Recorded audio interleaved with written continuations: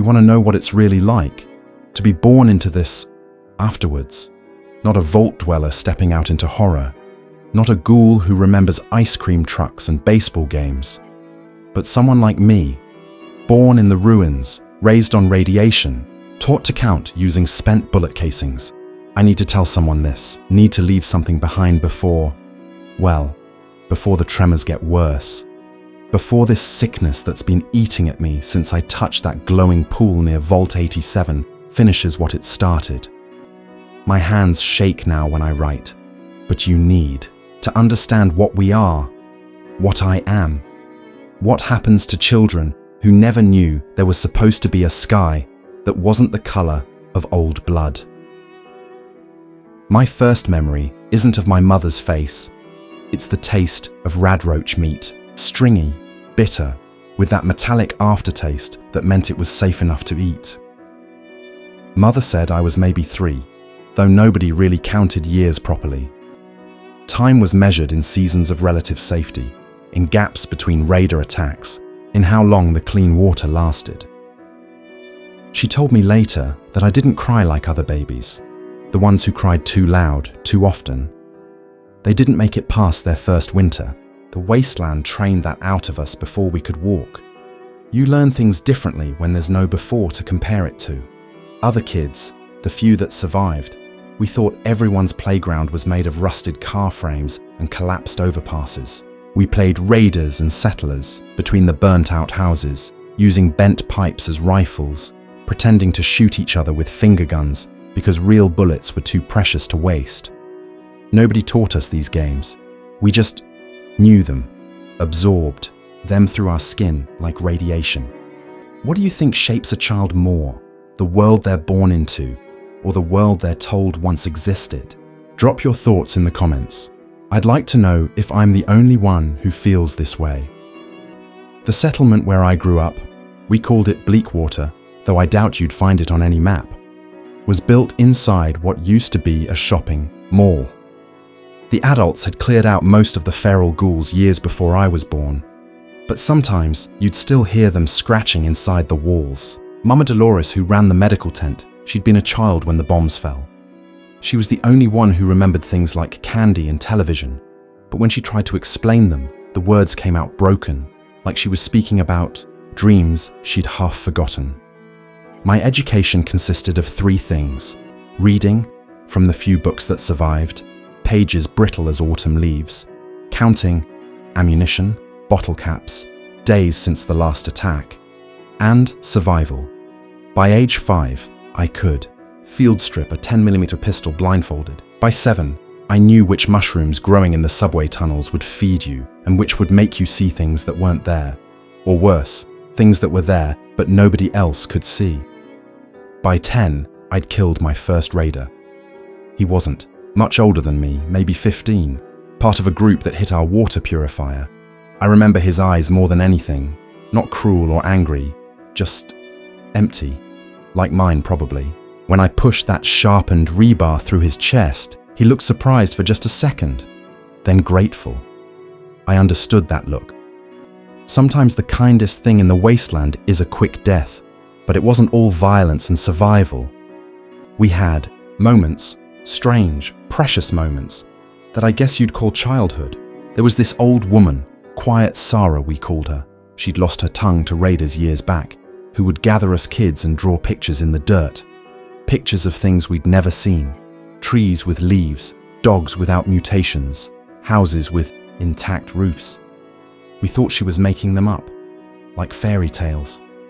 It wasn't until years later I realized she was trying to teach us history. The other children, there were maybe 12 of us in Bleak Water at any given time. Kids died. New ones were born or found. It was a rotating cast of playmates, and you learn not to get too attached. But there was this girl, Cricket, born the same winter as me. She had this laugh. Even in that place, she could laugh like the world hadn't ended. We were inseparable, until the day she drank from the wrong well, the one the adults had marked with skulls, but the rain had washed the paint away. She didn't die immediately. That's the thing about radiation poisoning that nobody tells you. Sometimes it's quick, sometimes it's slow. Cricket got the slow kind. Her hair fell out first, then her teeth. Her skin started to change. Not ghoulification, something else, something worse. The adults wouldn't let me see her at the end, but I heard her screaming at night, begging for someone to explain why she was being punished. She was 8 years old. That's when I learned the most important lesson the wasteland teaches its children. There is no why. Things just are. The Brotherhood of Steel came through when I was 11. First time I'd seen power armor, and I thought they were robots, maybe like the ones in the old Robco facilities the scavengers talked about. But then one of them took off his helmet, and he was just a man. Young, maybe 20, with the cleanest face I'd ever seen. No radiation burns, no chem sores, teeth that were actually white. He looked at us kids like we were diseased animals. I realize now he was probably horrified, but back then, I thought that's just how clean people looked at everyone else. They tried to help us, gave us these packets of pre-war food, things with labels I couldn't read yet, though I'd started.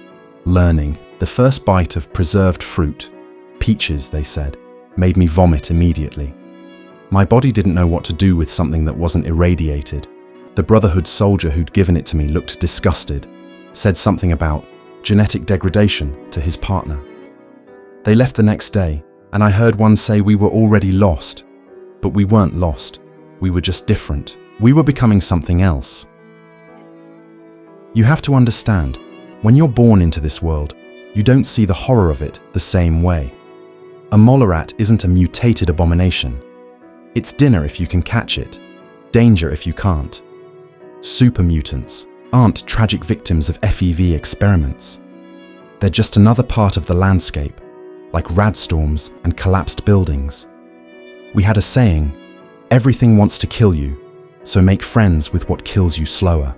The first time I saw a picture of a pre-war city, found it in a burnt magazine in what used to be a dentist's office. I didn't understand what I was looking at. All those intact buildings reaching toward the sky, the cars in neat lines, the people walking around without weapons. It looked fake, like someone's dream of an impossible place. When Marcus, our settlement's trader, told me that's how the whole world used to look, I laughed. I thought he was playing a joke. But the worst part, the absolute worst part of being born after the bombs, it's not the radiation or the violence or the constant hunger. It's the moment you realize that everyone is broken in ways they can't explain. The ghouls remember, but can't fully recall. The survivors talk about things that don't exist anymore.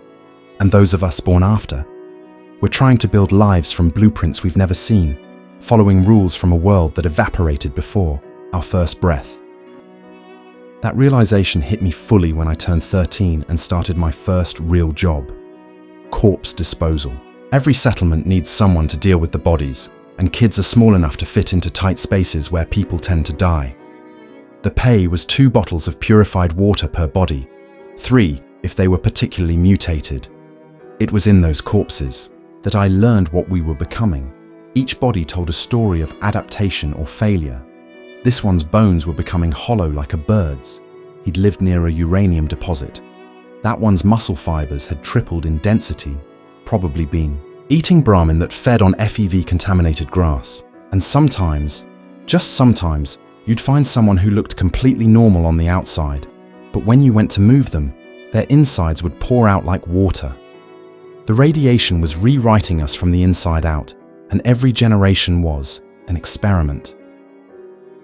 The worst removal I ever did was a whole family in a sealed basement. They'd been preppers before the war. Their shelter was stocked with centuries-old food, Radaway, even a water chip that still worked. Should have been paradise, but they'd sealed themselves in too well.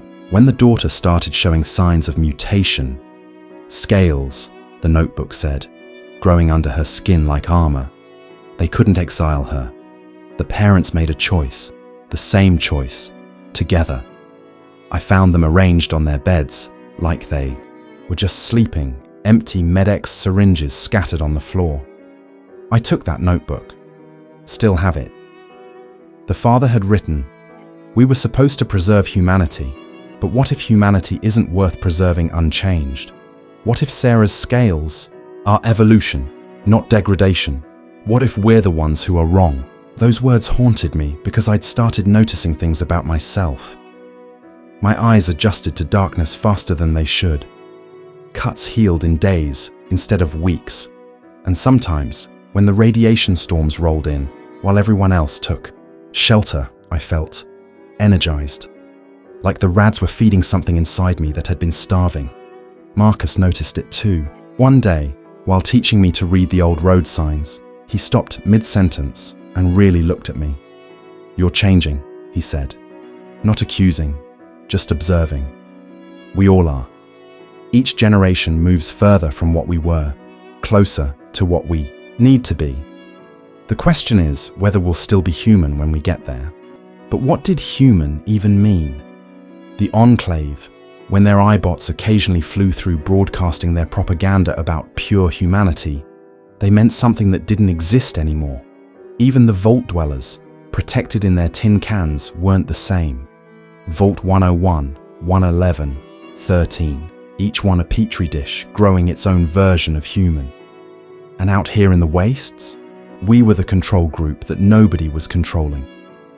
I met my first ghoul when I was 14, not feral, those I'd seen plenty of. This was a thinking, talking person named Grex who ran a trading post 2 settlements over. His skin looked like melted wax, and he smelled like ozone and rot, but his eyes were sharp. Sharper than most smooth skins, as he called us. "You think you're different from me, kid?" he asked when he caught me staring. "I'm just further along, the path. Give it time. Radiation doesn't discriminate. It just takes some of us faster than others." He was right, of course. I learned that when our settlement's Brahmin gave birth to something that wasn't quite Brahmin anymore. 3 heads instead of 2, sure, but also fingers. Tiny, perfect human fingers growing from its shoulders. We killed it, burned it, never spoke of it. But I kept thinking about those fingers, about evolution, about what we were becoming in this radioactive womb of a world. If you've ever wondered what choice you would make in a situation like this, tell me in the comments. I'll be reading them. Would you have burned it too? Or would you have let it live to see what it became? The summer I turned 15, a group from Vault 19 emerged. They'd been living underground for 2 centuries, following Vault-Tec's grand experiment. Theirs was about paranoia and faction building, though they didn't know that. They came out pale as cave fish, blinking in the dim sunlight that filtered through the dust clouds. Within a week, half were dead from exposure to things our bodies had adapted to. The other half, they looked at us like we were monsters. "Your bones are denser," their leader, a woman in a still pristine vault suit, told me. "Your liver processes toxins that would kill a pre-war human instantly. Your DNA has error correction mechanisms we've never seen." She said it like an accusation, like we'd chosen this, but that's when I understood something crucial. We hadn't lost something. We'd gained it. Every mutation, every adaptation, every strange gift the radiation gave us was the wasteland's way of keeping us alive. The Vault dwellers, the Enclave, even the Brotherhood. They were trying to preserve something dead. We were becoming something new. The Raiders taught me another lesson about what we were becoming, not the ones who attacked, the ones who joined us. Sometimes a Raider would get tired of the life, usually after losing too many friends to violence or chems. They'd come to settlements seeking what? Redemption? Safety? Or just a different kind of slow death? There was one, Dogface they called him, for the scars that made his mouth pull back in a permanent snarl, who joined Bleak Water when I was 16. First week, nobody trusted him. Second week, he saved a kid from a rad scorpion. By the 3rd week, he was teaching that same kid how to make stimpaks from cave fungus and mutant blood. The wasteland didn't allow for permanent enemies or friends, just temporary alliances against the dark. But Dogface told me something that stuck. You know what the real difference is between raiders and settlers? Raiders admit what we've all become. Everyone's a killer out here, kid. Some of us just dress it up prettier than others. He was proven right during the siege of Bleak Water. Another group of raiders, bigger and better armed, wanted our water purifier. We held them off for 6 days. By day 3, we'd run out of ammunition. By day 4, we were using children as bait to lead raiders into traps. By day 5, I watched Mama Dolores, sweet, healing Mama Dolores, bite out a raider's throat when he got too close to the medical supplies. By day 6, when the raiders finally retreated, we'd become them. We'd matched their savagery and exceeded it.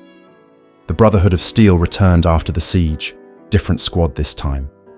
They offered to evacuate the children, take us somewhere safer, but safer meant their bunkers, their rules, their determination, to preserve a version of humanity that couldn't survive outside powered armor. I was one of 3 kids who refused to go. The paladin looked at me, 17 years old, covered in raider blood, radiation burns forming patterns on my skin like deliberate scarification, and said, "You're already lost to the wasteland." "No," I told him. "I'm what the wasteland, made to survive itself." The 2 kids who stayed with me, one would eventually become a ghoul, the other would disappear into the Commonwealth chasing rumors of the Institute. But that day, we stood together, choosing the horror we knew over the safety we didn't trust. Because here's what the clean people, the Vault people, the power-armored people don't understand. We weren't broken. We were adapted. Every chem addiction, every mutation, every scar was evolution in real time. The FEV virus that created super mutants, that was just the wasteland's first draft. We were the revision.